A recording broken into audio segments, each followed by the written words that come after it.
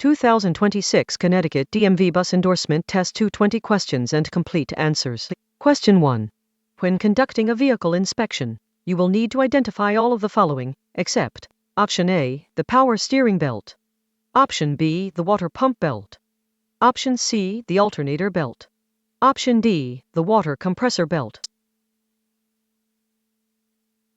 The correct answer is Option D, the water compressor belt. Explanation.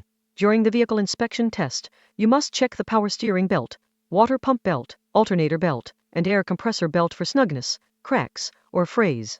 If any of these components are not belt-driven, you must tell the examiner which one is and verify that they are operating properly, mounted securely, and not damaged or leaking. Question 2. About how many seconds in advance of a bus stop should warning lights be activated? Option A, 1 to 2 seconds. Option B, 2 to 4 seconds. Option C, 5 to 10 seconds. Option D, 45 seconds. The correct answer is Option C, 5 to 10 seconds. Explanation. If a school bus is equipped with alternating amber warning lights, they must be activated at least 200 feet, or about 5 to 10 seconds, before the stop. Question 3. When boarding a school bus, students should: Option A, be in a single file line. Option B, be in pairs. Option C, not use the handrail. The correct answer is Option A, be in a single file line. Explanation. Students should board a school bus slowly and in a single file line. For safety, boarding students should use the handrail. Question 4. During the steering box portion of the vehicle inspection test, you should not: Option A, ensure that the steering box is securely mounted. Option B, ensure that the steering box is free of leaks. Option C, look for missing bolts in the steering box. Option D, assume all cotter keys are present.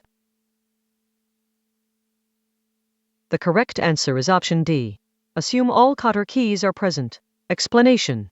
Before a trip, ensure that the steering box is securely mounted. Check for missing nuts, bolts, and cotter keys. Be sure that there are no power steering fluid leaks and that there is no damage to power steering hoses. Question 5. If students on the bus cause a disturbance while other students are unloading, what should you do? Option A, immediately walk to the back of the bus and take care of the disturbance while students unload. Option B, wait until the students are done unloading and then take care of the disturbance. Option C, have a student who is closer to the disturbance handle the situation while you supervise unloading. The correct answer is Option B.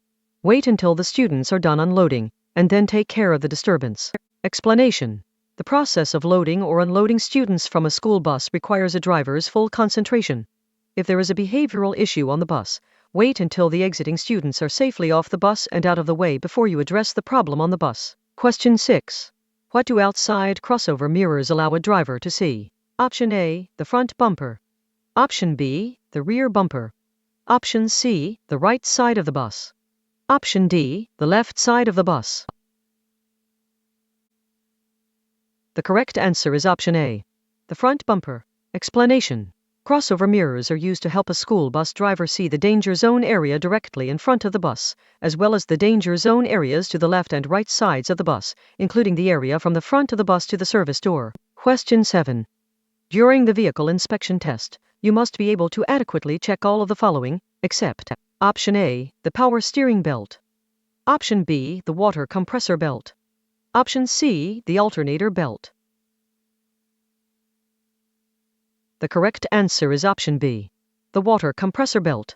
Explanation. During the pre-trip vehicle inspection test, you will be asked to check the power steering, water pump, alternator, and air compressor belts, if the vehicle is equipped. Question 8.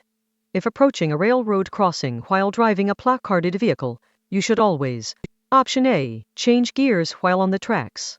Option B, activate your four-way flashers. Option C, stop within 5 feet of the tracks. Option D, change lanes while on the tracks. The correct answer is Option B, activate your four-way flashers. Explanation. If approaching a railroad crossing while driving a transit bus, school bus, or placarded vehicle, special procedures apply. Before crossing, stop your vehicle within 50 feet of, but not less than 15 feet from, the nearest rail. Activate your four-way flashers while crossing. Do not stop, change gears, or change lanes while any part of your vehicle is proceeding across the tracks. Question 9. During a basic vehicle control skills test, a look is when: Option A. A driver checks the gauges on their instrument panel. Option B. A driver checks their blind spots. Option C. A driver walks to the back of their vehicle to check its position. The correct answer is option C. A driver walks to the back of their vehicle to check its position. Explanation: a driver uses a look when they open their door, leave their seated position, and walk to the back of the vehicle to check its position. During the straight line backing exercise, a driver may not exceed one look. During any other exercise, a driver may not exceed 2 looks. Question 10. A school bus stop, option A, can be added by the driver if students are given notice of the change. Option B, should be voted on by the students and parents. Option C, should change frequently. Option D, should be established by the school and not changed. The correct answer is option D, should be established by the school and not changed. Explanation: a school bus driver should never change or add a stop without written approval from the appropriate school district officials. Question 11. Properly adjusted outside convex mirrors should allow the driver to see: Option A, the entire side of the bus up to the mirror mounts. Option B, the front of the bus. Option C, the rear door of the bus. Option D, the top of the bus.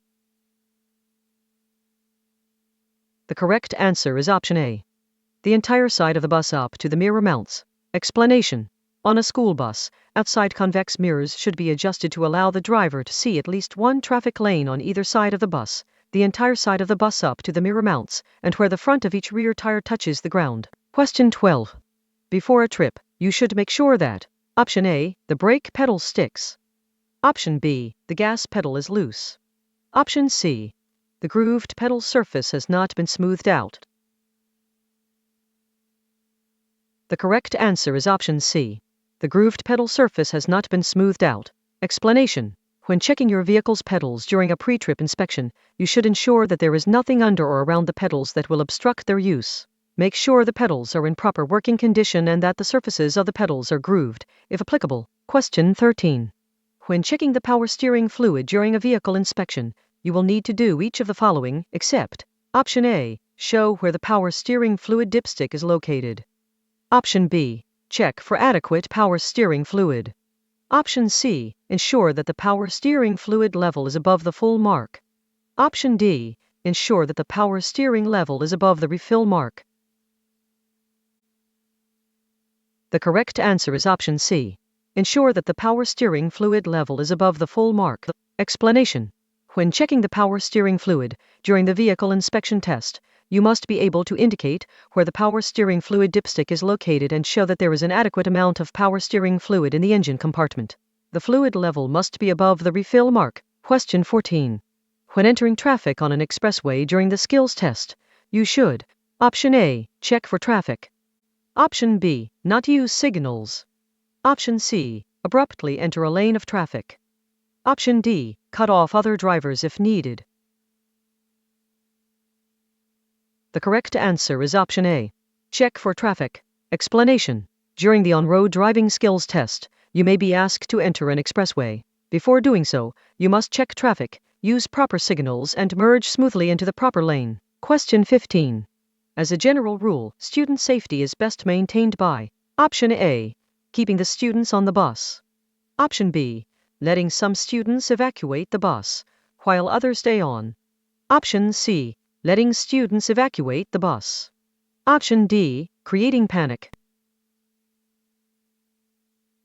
The correct answer is option A, keeping the students on the bus. Explanation: in most emergency situations, students will be safest and best kept under control if they do not evacuate the school bus. Question 16. If a school bus needs to be evacuated, passengers should: Option A, always use the rear door. Option B, always use the windows. Option C, always use the front door. Option D, use the exit deemed safest. The correct answer is option D, use the exit deemed safest. Explanation: If a school bus needs to be evacuated in the event of an emergency, the driver must quickly determine which exit or exits will be safest for students to use and direct the students to that exit. Question 17. When taking the on-road driving test, you must do all of the following, except Option A, wear your safety belt. Option B, obey all traffic signs. Option C, complete the test without an accident. Option D, demonstrate that you can use your cell phone while driving. The correct answer is option D. Demonstrate that you can use your cell phone while driving. Explanation. During the on-road driving test, you must drive in a safe and responsible manner, wear your safety belt, obey all traffic signs, signals, and laws, and complete the test without any accidents or moving violations. Question 18. Adjust a bus's mirrors. Option A, before operating the bus. Option B, while operating the bus. Option C, at the first stoplight after starting your shift. The correct answer is option A, before operating the bus. Explanation. The adjustment of mirrors should be checked prior to the start of any trip. Question 19. If your bus is equipped with a roof-mounted strobe light, it should be used. Option A, in times of limited visibility. Option B, all the time. Option C, only at night. The correct answer is option A, in times of limited visibility. Explanation. If equipped, a school bus's roof-mounted strobe light should be used when conditions create an environment of limited visibility. Question 20. What should properly adjusted outside side flat mirrors on a school bus allow the driver to see? Option A, the sides of the school bus. Option B, under the school bus.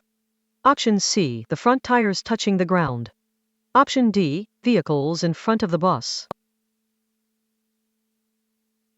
The correct answer is option A, the sides of the school bus. Explanation. When properly adjusted, the outside side flat mirrors on a school bus should allow the driver to see along the sides of the bus, the rear tires touching the ground, and 200 feet behind the bus.